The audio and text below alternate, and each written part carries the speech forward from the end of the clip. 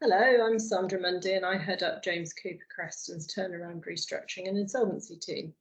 On a daily basis, I speak with businesses that have been adversely affected by the pandemic, some of which have had to close for a significant period of time because they operated in hospitality, retail or leisure industries.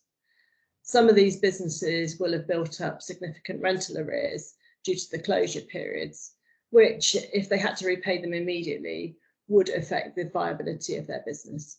Most tenants will have had a positive dialogue with their landlords and already agreed a basis of payment, potentially involving some debt forgiveness or a payment plan for, say, the remainder that's outstanding. However, there may be circumstances where agreement cannot be reached, and in such circumstances, landlords and tenants both have the option of looking to the Commercial Rent Coronavirus Act 2022 for a binding arbitration process.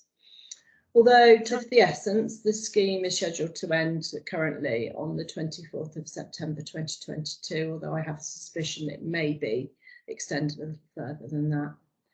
The arbitration process is legally binding on the parties and will provide certainty for both the landlord and the tenant. The applicant, who can either be the landlord or the tenant, will submit a formal proposal which sets out what they are seeking, including what proportion of the rent debt they believe should be repaid and on what terms.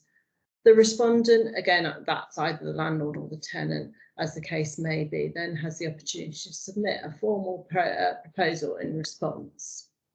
The arbitrator will review the proposals received and will assess the viability and profitability of the tenant in light of the proposals, and will also assess what the impact on the solvency is for the landlord. The arbitrator will then determine what should be paid and when. The cost of this arbitration process will depend on the level of rent outstanding, and at the lower end is quite affordable, really. With rents of less than 50,000, the arbitrator's fees are set at £1,500. In most instances where modest amounts of rent are due, both the landlords and tenants will probably only need minimal input from professionals in the arbitration process. However, where there are larger sums at stake for both landlords and tenants, they may want professional reports to support their case to put to the arbitrator. Clearly, the parties will need to be mindful of the costs of professional advice and that they're not disproportionate to the debt involved. For situations where tenants are looking to reschedule or reduce rents of, say, around £100,000, we consider that we can offer a cost-effective service. Our involvement would be to provide a viability and profitability reports to support the tenant's case in the arbitration process.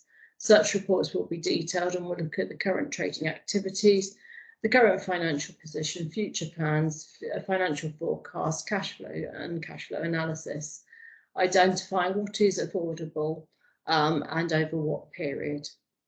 We can also assist landlords by reviewing their solvency and analysing the impact of any debt write-off or rescheduling, in order that the arbitrator can balance the needs of the tenant and the financial impact on the landlord.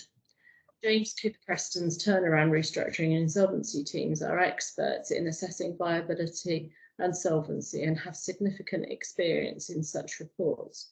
We have 4 licensed insolvency practitioners, and my colleague Paul Davis is the current president of the Turnaround Association. So whether you are a landlord, a tenant or a professional advisor seeking help for such businesses, please do contact me if you think I can help.